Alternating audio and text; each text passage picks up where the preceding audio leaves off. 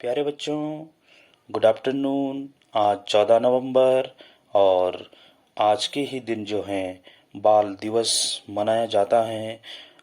आज के ही दिन हमारे देश के प्रथम प्रधानमंत्री हमारे देश के प्रथम प्रधानमंत्री पंडित जवाहरलाल नेहरू जी का जन्म हुआ था।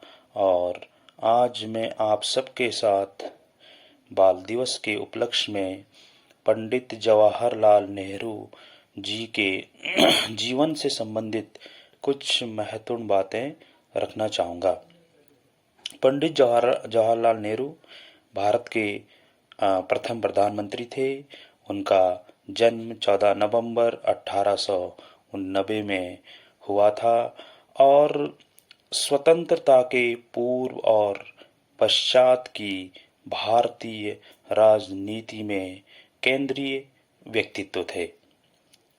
महात्मा गांधी के संरक्षण में वे भारतीय स्वतंत्रता आंदोलन के सर्वोच्च नेता के रूप में उभरे और उन्होंने 1947 में भारत के एक स्वतंत्र राष्ट्र के रूप में स्थापना से लेकर 1964 तक के अपने निधन तक भारत का शासन किया। वे आधुनिक भारतीय राष्ट्र राज्य एक संप्रभु समाजवादी धर्मनिरपेक्ष और लोकतांत्रिक गणराज्य के वास्तुकार माने जाते हैं। कश्मीरी पंडित समुदाय के साथ उनके मूल की वजह से वे पंडित नेहरू भी बुलाए जाते थे, जबकि भारतीय बच्चे उन्हें चाचा नेहरू के रूप में उन्हें जानते थे, अर्थात चाचा नेहरू करके उन्हें बुलाया जाता था। स्वतंत्र भारत के प्रथम प्रधानमंत्री का पद संभालने के लिए कांग्रेस द्वारा नेहरू जी निर्वाचित हुए।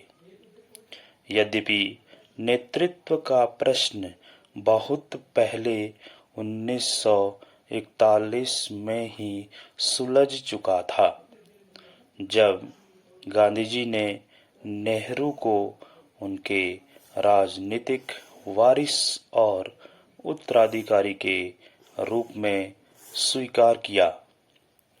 प्रधानमंत्री के रूप में वे भारत के सपनों को साकार करने के लिए चल पड़े।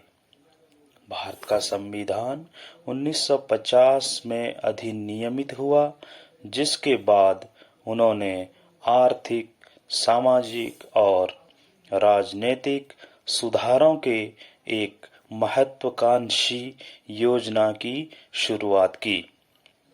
मुख्यतः एक बहुवचनीय बहुदलीय लोकतंत्र को पोषित करते हुए उन्होंने भारत के एक उपनिवेश से गणराज्य में परिवर्तन होने का पर्यवेक्षण किया। विदेश नीति में भारत को दक्षिण एशिया में एक क्षेत्रीय नायक के रूप में प्रदर्शित कर निरपेक्ष आंदोलन में एक अग्रणी भूमिका निभाई।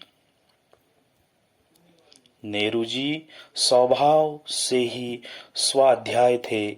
उन्होंने महान ग्रंथों का अध्ययन किया था। सभी राजनीतिक उत्तेजनाओं के बावजूद वे स्वाध्याय के लिए रोज ही समय निकाल लिया करते थे। परिणाम स्वरूप उनके द्वारा रचित पुस्तकें भी एक अध्ययनपुष्ट व्यक्ति की रचना होने की सहज प्रतीति कराती हैं। नेहरू जी ने व्यवस्थित रूप से अपने पुस्तकों की रचना की है। राजनीतिक जीवन में व्यस्ततम संघर्षपूर्ण दिनों में लेखन हेतु समय के नितांत अभाव का हल उन्होंने यह निकाला कि जेल के लंबे नीरस दिनों को सर्जनात्मक बना लिया जाए। इसलिए उनकी अधिकांश पुस्तकें जेल में ही लिखी गई हैं। उनके लेखन में एक साहित्यकार के भाव प्रवण तथा एक इतिहासकार के खोजी हृदय का मिला जुला रूप सामने आया है।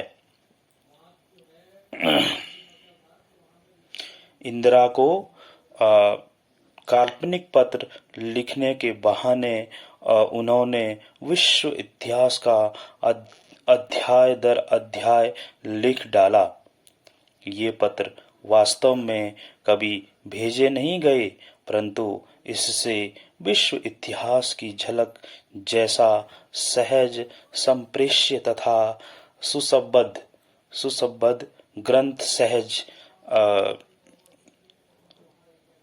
सहज ही तैयार हो गया। भारत की खोज डिस्कवरी ऑफ इंडिया ने लोकप्रियता के अलग प्रतिमान रचे, जिस पर आधारित भारत एक खोज नाम से एक उत्तम धारावाहिक का निर्माण भी हुआ है। उनकी आत्मकथा मेरी कहानी एन ऑटोबायोग्राफी के बारे में सुप्रसिद्ध मनीषी सर्वपल्ली राधाकृष्णन का मानना है कि उनकी आत्मकथा, जिसमें आत्मकरुणा या नैतिक श्रेष्ठता को जरा भी प्रमाणित करने की चेष्टा किए बिना उनके जीवन और संघर्ष की कहानी वर्णित की गई है, जो हमारे युग की सबसे अधिक उल्लेखनीय पुस्तकों में से एक हैं। इन पुस्तकों के अतिरिक्त नेहरू जी ने अगणित व्याख्यान दिए,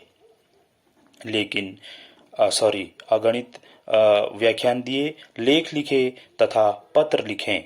इनके प्रकाशन हेतु जवाहरलाल नेहरू स्मारक निधि से एक ग्रंथ माला के प्रकाशन का निश्चय किया। इसमें सरकारी चिट्ठियों, विज्ञप्तियों आदि को छोड़कर स्थायी महत्व की सामग्रियों को चुनकर प्रकाशित किया गया। जवाहरलाल नेहरू बांगम्य नामक इस ग्रंथमाला का प्रकाशन अंग्रेजी में 15 खंडों में हुआ तथा हिंदी में सत्ता साहित्य मंडल ने इसे 11 खंडों में प्रकाशित